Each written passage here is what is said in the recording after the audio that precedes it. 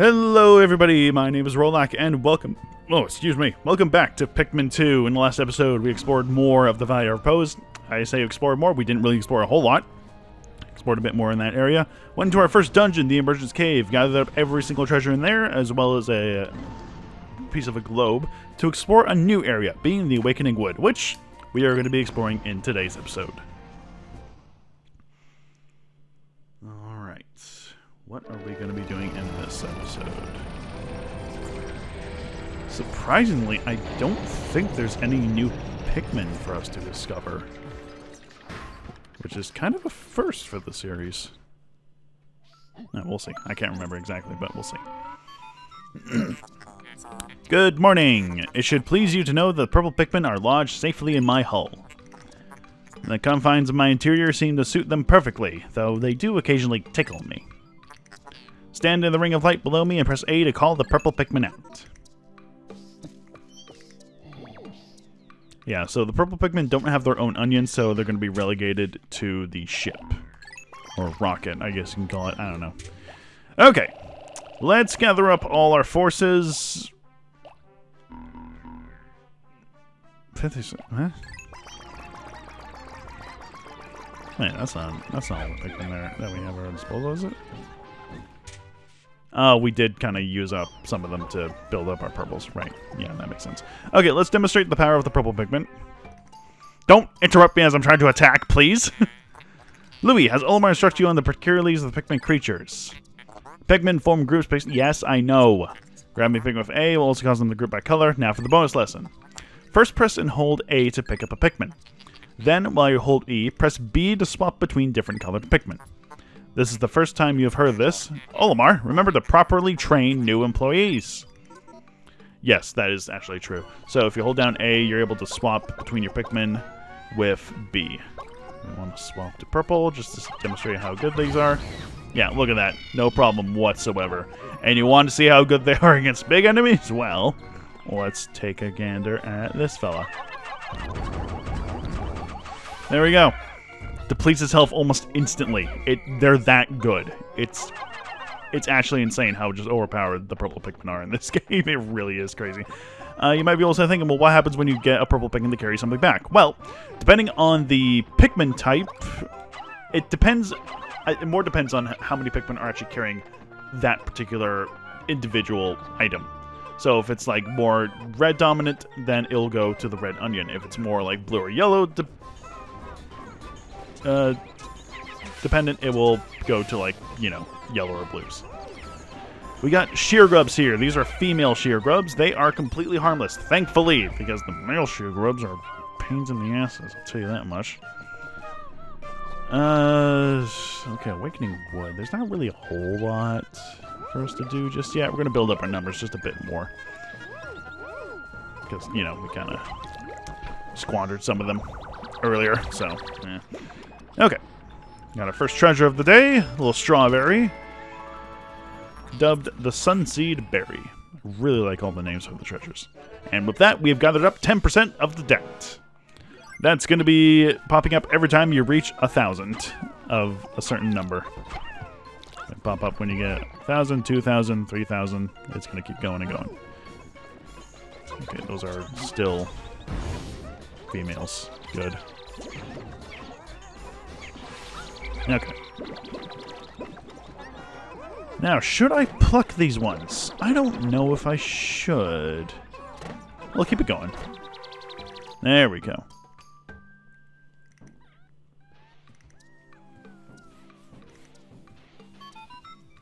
Olimar, we have a problem. The onion has ceased ejecting seeds. Is it malfunctioning? Interesting. It now seems the number of life forms within the onion is increasing. Didn't you note that no more than 100 Pikmin will venture into the planet at once? But I currently observe only 95 on the surface. Could there be wild Pikmin somewhere? Interesting. Mayhaps there is. So yes, once you reach the max number of Pikmin that you're allowed in the overworld, it will just automatically put some more Pikmin into the onion. Those Pikmin will unfortunately be leaves, but if you have a majority of flower Pikmin, which we're going to be getting very, very soon, you won't really have to worry about it. Plucking Pikmin has also been made a lot easier, considering that there's, you know, now 2 captains, so it's going to be twice as fast. Okay, there we go. How many do we have? We got 85 reds and 10 purples. Let's head over to this grass over here to get ourselves some nectar, hopefully. It's always kind of random. Yes, there it is. There we go. The Pikmin that drank the yellow nectar instantly matured into a flower Pikmin. It appears to have enhanced motor skills. What a wondrous nectar. How intriguing. Like plants, Pikmin mature from leaf to bud to flower. Captain Olimar, you must share the information you have with your subordinate, Louis. So yes, I guess the viewers are my subordinates for this regard. Yeah, Pikmin, when they touch nectar, they will instantly turn into flowers, increasing their speed and fight capabilities, making them much, much better in every regard. There we go. Now they're actually keeping up with us, save for the 5 that we missed, but it's fine. Don't worry about it. And yes, if you do leave Pikmin in the ground while they're still sprouting, those Pikmin will, in fact, turn to flowers eventually. I should actually note this now that we have both flowers and leaves in our squadron. If you hold down A and press down on the D-pad, at least for this Wii version, you're able to swap between those ones. So, oh, hey, and a... forget what these things are called. Honey Wisp. These guys will drop eggs that are sometimes filled with nectar, sometimes filled with something else. Very handy. Okay, let's get everybody started on this. This is going to go down no problem, because I think the black walls go down a lot faster than the white ones. And we got our Pikmin started on these plants here. Spiderworts. Burgeoning spiderworts, I believe they're called. Yeah, there's a lot of weird names in this game. Oh no, I think black walls take longer to take out than white walls. They go down a lot faster in dungeons, is what I also am saying. What happened? Oh shit, right. You guys actually have to gather up the berries. Or else they'll just explode, which is unfortunate. Yeah, okay. We should have gotten them to get to work on that sooner. Oh well. But with the berry taken back to the ship...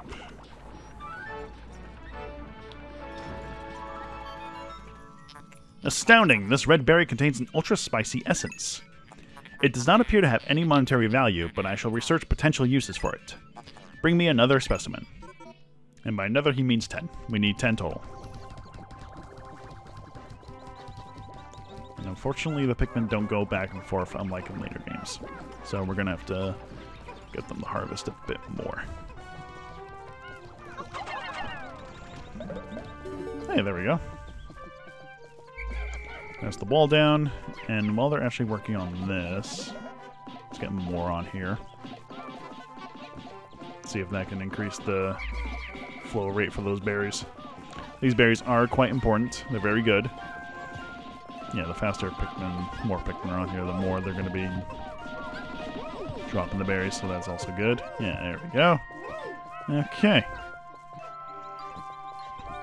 Hopefully that will get that done, because introducing this new mechanic is actually very, very good. I don't know how many we need, but we need at least 10. There we go.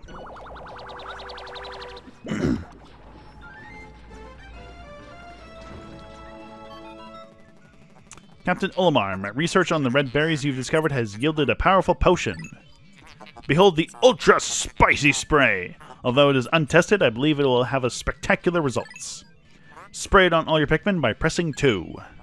When necessary, I can produce 1 bottle of spray from 10 berries. Press plus to contact me and confirm your berry count by pressing left on D-pad. So yes, this is potions, essentially. Just because, you know, they look like potions from Zelda. Ultra Spicy Spray. You can see how many berries we've collected for another one. Ultra Spicy Spray increases the speed and... yeah, I think it just increases the speed of everything. Increases the attack speed, increases the movement speed of all Pikmin in your squadron. It's very, very handy when you want to deal some damage to something very quickly. Such as this thing. What the hell is this thing called? I forget what it's called because I can't remember things in this game. Ooh, we want to be careful going that way because That is a creeping chrysanthemum. You can tell by the eyes on the flowers. As we throw it there. Uh-oh. Oh, no. Messed it up. There we go. Much better. Run, run, run, run. Oh, that's what you wanted to do. Right. You wanted to attack and miss so it could slap itself in the belly, stunning it. Okay, yeah, that's... yeah.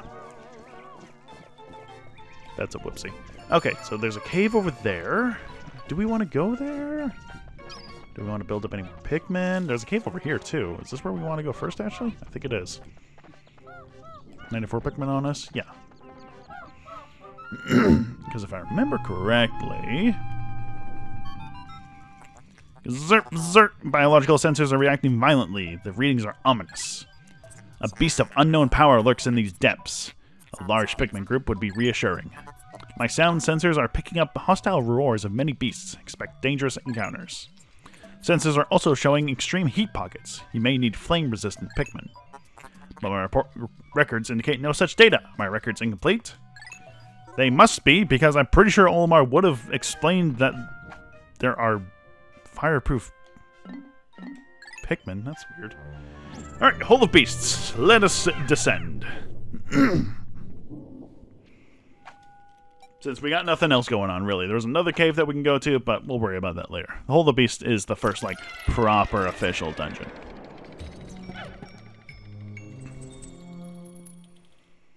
Any more explanation, Ship, or are we good to go? We are good to go. Okay. So... Ooh, okay, that's a female. We don't have to worry about that. Like I said, they're harmless.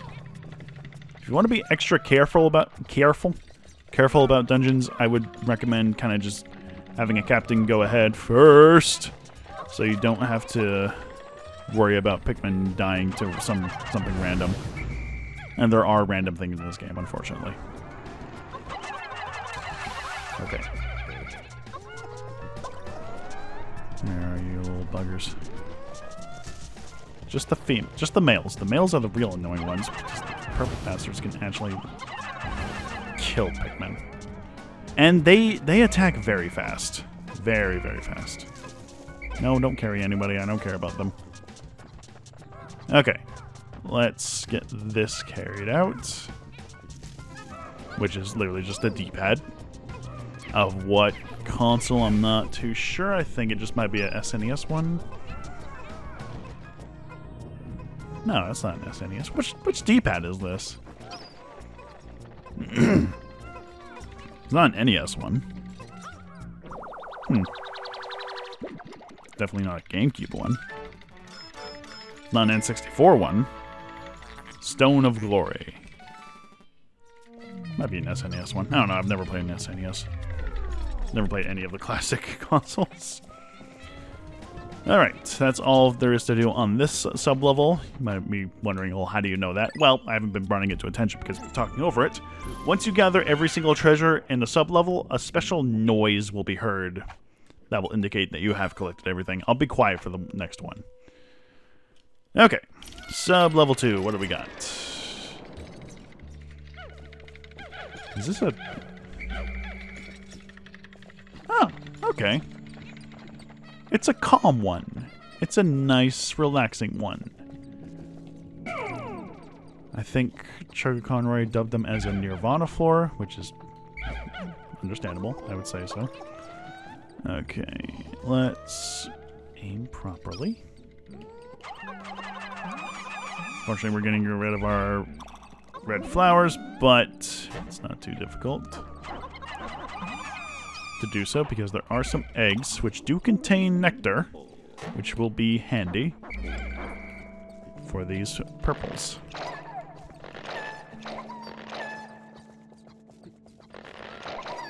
And you're going to want to gather up a lot of purples and be very careful not to lose them because you are going to be needing a lot. And I mean a lot. So be careful with these guys. Now, is there a treasure in here? I don't remember. I don't think there is. Alright, let's see if we can get them all in there. Well, we can if the remote wants to work properly. 2 left. Should be fine with this one. Come on. Come on. Come on. There we go. All right. Everybody's all flowered up. We're good to go. I don't think there's literally anything on this floor. Which, you know, is not a bad thing. I mean, there might be. But I don't think there is. Okay, we're all flowered up. Let's head on in. Onwards and downwards. I know that's not the same, but we're literally heading downwards, so, like, what do you want me to say? Sub-level 3. It is probably filled with enemies. Seems like it. Ah, fire. Okay, so unlike in the first game where fire geysers were kind of just an obstacle that you couldn't really deal with, in Pikmin 2, they are now destructible objects that you can take care of so you can get the rest of your party going through without any danger whatsoever. And we're going to be doing that for pretty much everything because we don't want to get our purples burned or anything. Is there any danger in this floor? I don't think there is. Ow! You still take damage from fire, so yeah, don't do that. I don't think there's any danger in this level. Huh. Interesting. I'm gonna get the reds to carry it because they do carry a lot faster. And a floppy disk. Hell yeah. These things are definitely not around in the modern day anymore. And I think that's a Mahjong piece? Yeah, that's Mahjong. Reds carry things faster, so I'm going to get them to carry it because I don't want purples to slow anything down. And they slow down things quite considerably, unfortunately.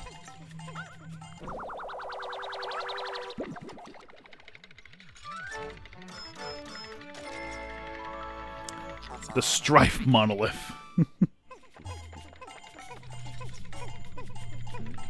And onwards with the floppy disk. Come on, fellas. There we go.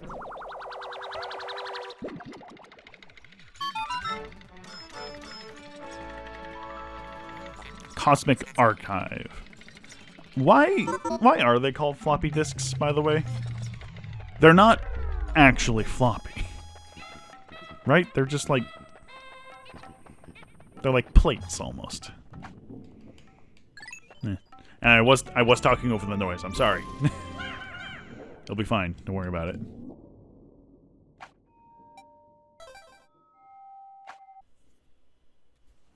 Alright, sub-level 4. Take 2, because I've been having some technical difficulties with my Wii U for some reason, which is so fun. So, randomly, I don't know what the hell's causing it. Randomly, my Wii U is just gonna turn off for one reason or another. Which, like I said, very annoying. I don't know what's causing it. I don't know how to fix it. I've turned off a setting. Hoping that would fix it. It is not, apparently. So I'm just going to take it very, very easy. Because this has been very annoying for me. 3 episodes in, still having some slight issues, unfortunately. Okay, Game & Watch. Let's not get distracted fully from the game. Let's get that moving. Destroy this thing over here so we can get some more purples as well as a treasure. Now then, I should also... can't speak. Should also bring this to attention. Floors are generally randomly generated. Which one is this? It's Ball. Dream Architect. Floors tend to be randomly generated, as in treasures and enemies will kind of just be anywhere they feel like it. There'll be some interesting formations, I want to say, of like certain, pathways and stuff. It will kind of just like make random dead ends. Some certain hallways will have no way to get into them. Sometimes it's an interesting thing. This is a Nintendo branded trading card back when they started out as a toy company making these kind of things. A luck wafer. That noise. That's the noise you want to hear to make sure that everything has been collected in the floor. So you don't got to worry about it. Okay. Let's see if this... Okay. Get these guys all flowered up. Nice. Don't get them anywhere near. We want to take a look at what this one is, at least. Because eggs sometimes contain things that aren't nectar, which are actually very helpful for us. But that's everything on this level, so let's head on to the next floor. And thank God for saving in between floors now, actually, because, yeah, that would have been a lot of progress lost. God damn. Okay, sub-level 5 is the final level, final floor, and it looks as though something's been crushed. And sounds like something is sleeping. Ah, there's the big something. Hey. Okay, we need a Pikmin. Let's go ahead and grab one Pikmin. And let's go say hi to our first boss of the game. Say hello to Empress Bullblacks. A very easy boss for the first one. So, alright, main mechanics of this fight are very simple. What we want to do... Let's get the purples to make it a bit easier. Go right underneath. Throw Pikmin directly onto her face. After a while, she's going to shake everything off and then roll from side to side, crushing any Pikmin underneath. And I do mean crushing, killing instantly. So, don't just call your Pikmin off. Back to right underneath her lip. Toss as many as you can onto her face. Come on, guys. There we go. Purples are best used, obviously, because they deal the most damage. Okay. That. And there we go. Nice and simple. And what a wonderful corpse left behind. Ah, good. This. How bizarre. This device is emitting black light. It must have been ingested by that creature.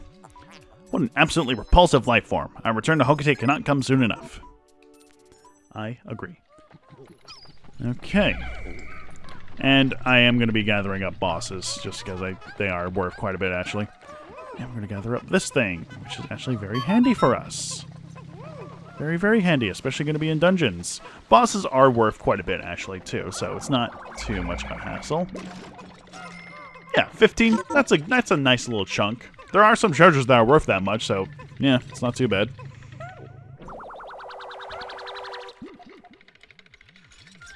Alrighty. Prototype detector. This contraption seems to react when it approaches treasure. I will connect it to my radar. Processing complete. The treasure gauge is now fully operational. It will now appear on your monitor. The needle will move right as you approach treasure. Alrighty. There we go. That's in the bottom right corner there. It will fade if there's like no treasures left on the floor, which is a nice indicator. Alright, and with that, I'm going to call the episode here. Because we've been going on for 25 minutes, which I'm trying to aim for like 20 to 25 minutes at least. We're going to return back to the surface in the next episode, and then we're going to try and go into another dungeon immediately after. That's the benefit of this game, is that you can do so much in one day. So, thank you for watching, and I will see you guys in the next episode.